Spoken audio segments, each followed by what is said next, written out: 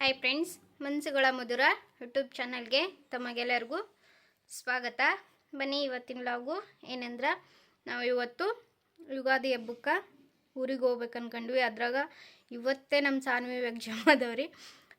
ಸೋಮವಾರ ಅಂದಿತ್ತು, ಅದಾದಮೇಲೆ ಮತ್ತೆ ಮಂಗಳವಾರ ಇರಲಿಲ್ಲ. ಇವತ್ತು ಬುಧವಾರ ಒಂದಿನ ಎಕ್ಸಾಮ್ ಐತಿ.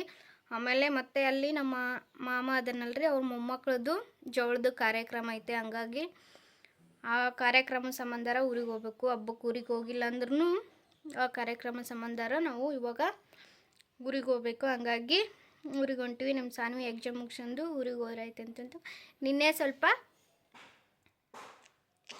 ಮೆಹಂದಿ, ಯಾವಾಗಂದ್ರೆ ನಾವು ಸಾನ್ವಿ ಅನ್ವಲ್ದಾಗ ಅವಾಗ ಮೆಹಂದಿ ಹಾಕಕ್ಕಂತ ಮೆಹಂದಿ ತೊಗೊಂಬಂದಿದ್ವಿ. ಅದು ಮೆಹಂದಿ ಉಳಿದಿತ್ತು.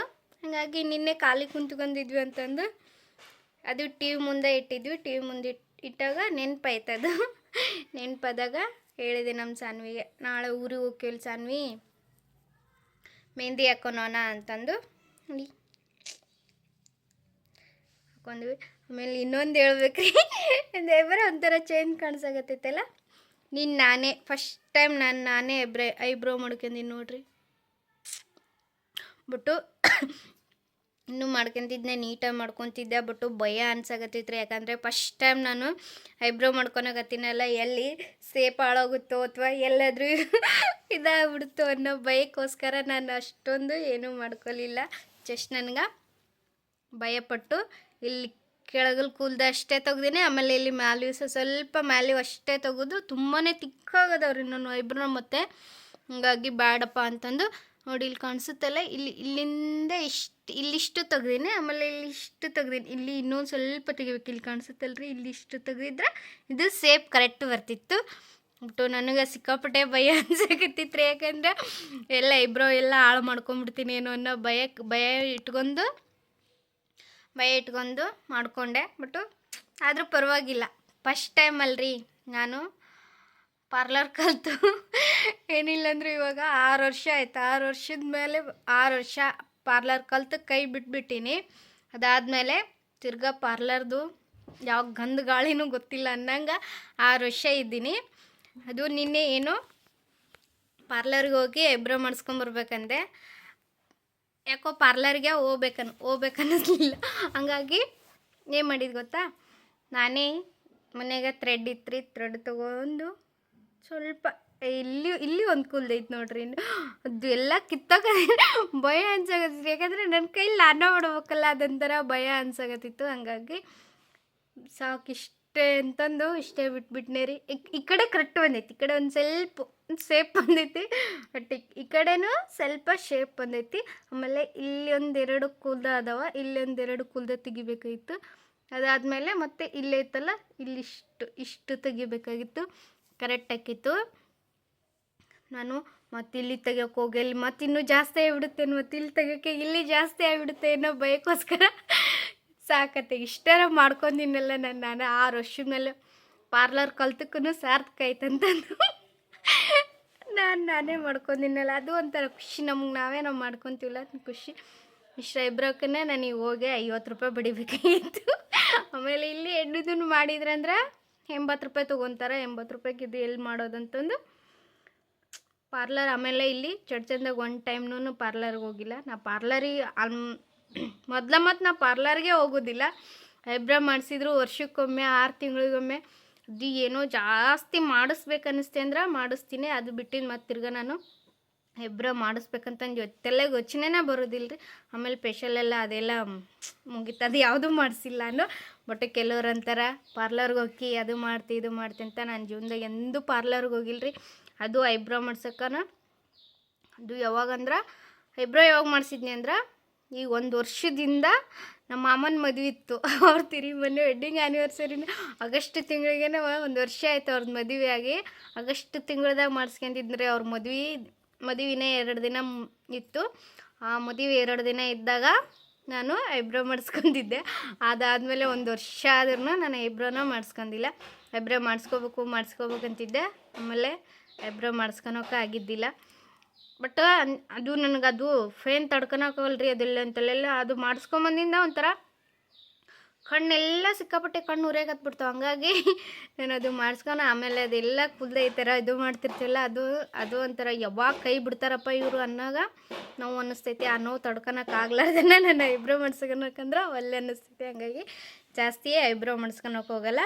ಬಟ್ ನಿನ್ನ ಯಾಕೋ ಜಾಸ್ತಿ ತಡಿ, ನಾನು ಒಂದು ಸರಿ ಟ್ರೈ ಮಾಡಬೇಕಲ್ಲ. ಥ್ರೆಡ್ ಇತ್ತಲ್ಲ ಮನ್ಯಾಗ, ಅದು ಥ್ರೆಡ್ಡು ನಿನ್ನೆ ಇರೋದಾಗ ಏನೋ ತಗೊಳಕ್ಕೆ ಹೋಗಿ ಅದು ಥ್ರೆಡ್ ಕೈಗೆ ಸಿಕ್ತಿ.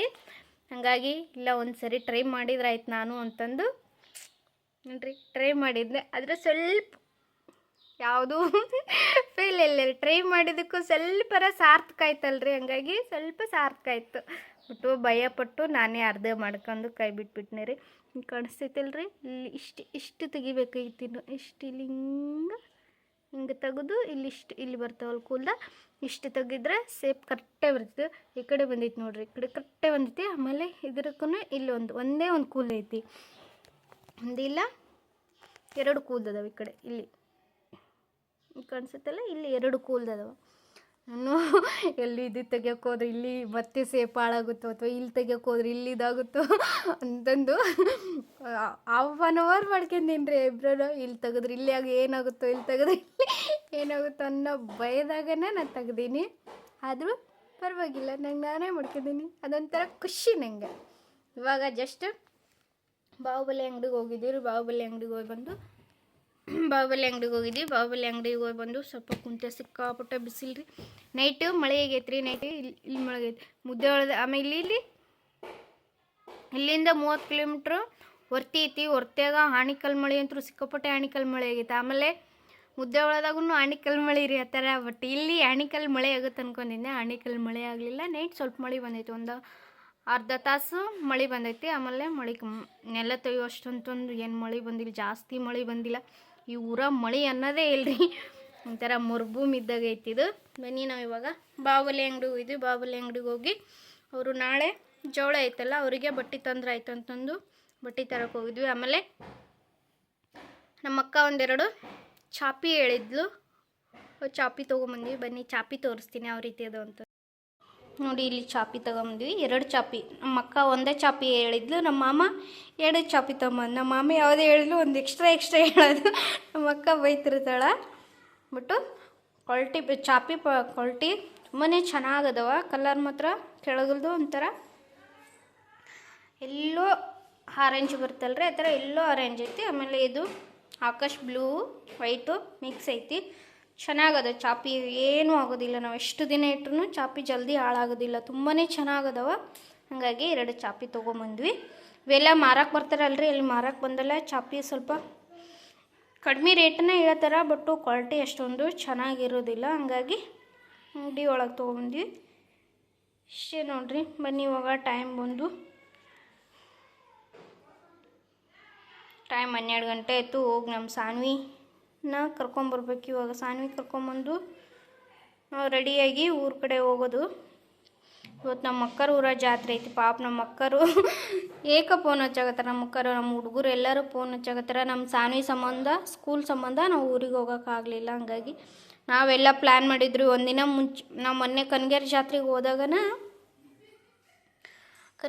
ಹೋದಾಗನ ಆಲ್ರೆಡಿ ಬ್ಯಾಗ್ ಇಟ್ಟು ಬಂದಿದ್ವಿ. ಯಾಕಂದ್ರೆ ತಿರ್ಗಿ ನಮ್ಮ ಮನೆಯವ್ರು ಬರೋದಿಲ್ಲ ಬಸ್ ಅಂತಂದು ಬಸ್ಸಿಗೆ ಹೋದ್ರೆ ಆಯ್ತಂತ ನಾವು ನಿನ್ನೆ ಹೋಗ್ಬೇಕು ಅಂದ್ಕೊಂಡ್ವಿ. ಯಾಕಂದ್ರೆ ಸಾನ್ವಿ ಎಕ್ಸಾಮ್ ಇದ್ದಿಲ್ಲ. ಸಾನ್ವಿ ಎಕ್ಸಾಮು 24ಕ್ಕೆ ಹೇಳಿದ್ರು. ಅವರು ಹೋಗೋಗ ಒಳ್ಳೆ ತಿರ್ಗಿ 16ನೇ ತಾರೀಕಿಗೆ ಇಟ್ಟರು.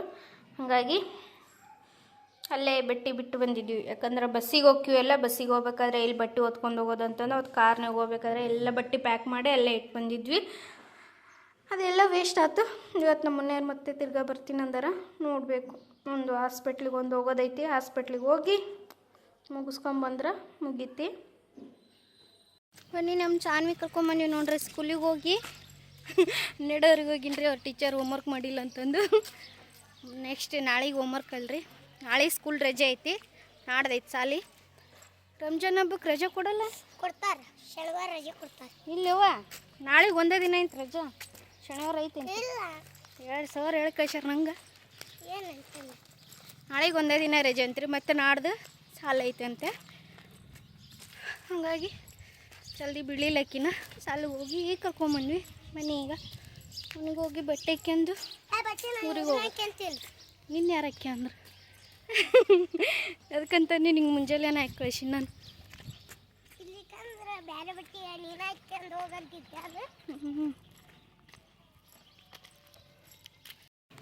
ಸಿದ್ದು ಟಾಟಾ.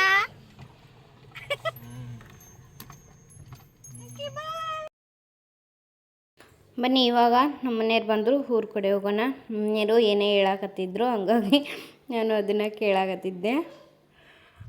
ಮನೆಯಲ್ಲಿ ನಮ್ಮ ಮನೆ ನಿಂತಲ್ಲೇ ಹುಡುಗರು ಆಡಕ್ಕೆ ಬರ್ತಾಯಿಲ್ಲ, ಆ ಹುಡುಗರು ಬಾಯ್ ಅಂತ ಹೇಳಿದ್ರು, ಅವ್ರಿಗೆ ಬಾಯ್ ಮಾಡಿ ಇವಾಗ ನಮ್ಮ ಪಯಣ ಊರ ಕಡೆ.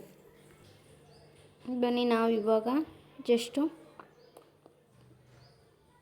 ಇಲ್ಕಲ್ ಸನಿ ಬಂದ್ವಿ. ಇಲ್ಕಲ್ ಸಾರಿ ಫೇಮಸ್ ಆದಂಥ ಇಲ್ಕಲಿಗೆ ಬಂದ್ವಿ.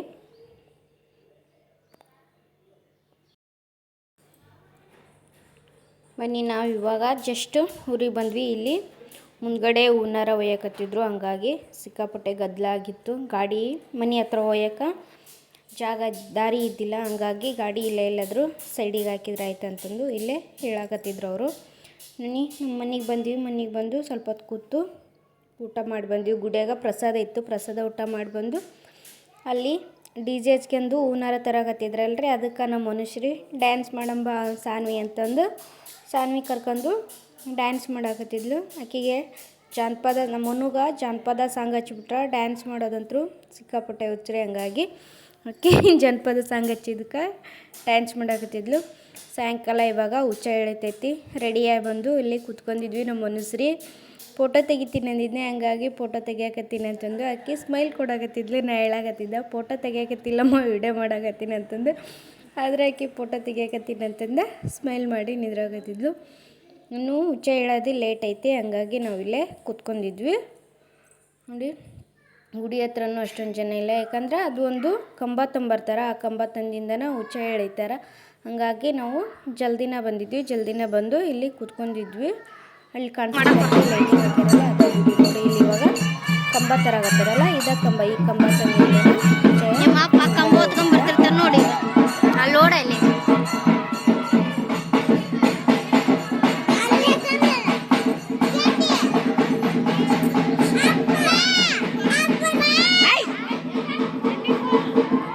ಕತ್ತಿನ ಕರೆ ನೋಡ್ಸಾನ್ವಿ ನೀನು.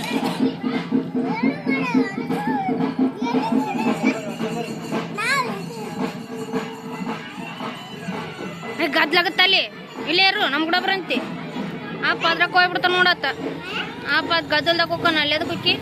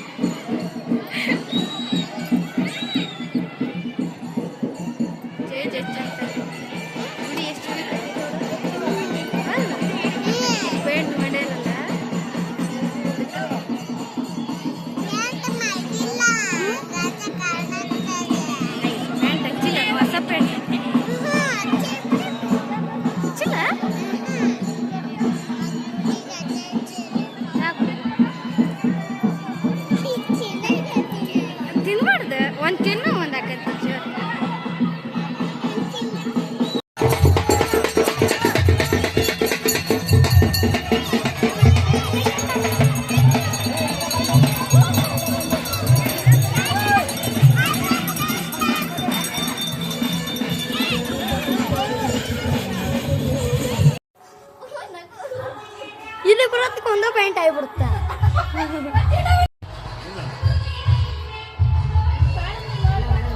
ಸಾಕು ಸಾಕು ಸಾಕು, ಇಂದು ಕೊಡ್ರಿ ಒಳ್ಳೆ ಒಂದು ಹಿಂದಕ್ಕೋರಿ, ಹಿಂದಕ್ಕೋಗಿ ಒಳ್ಳೆ ಬರ್ನ ಕಟ್ ಮಾಡ್ತನ ಒಳ್ಳೆ ಬಾ ಸರಿ ಕಟ್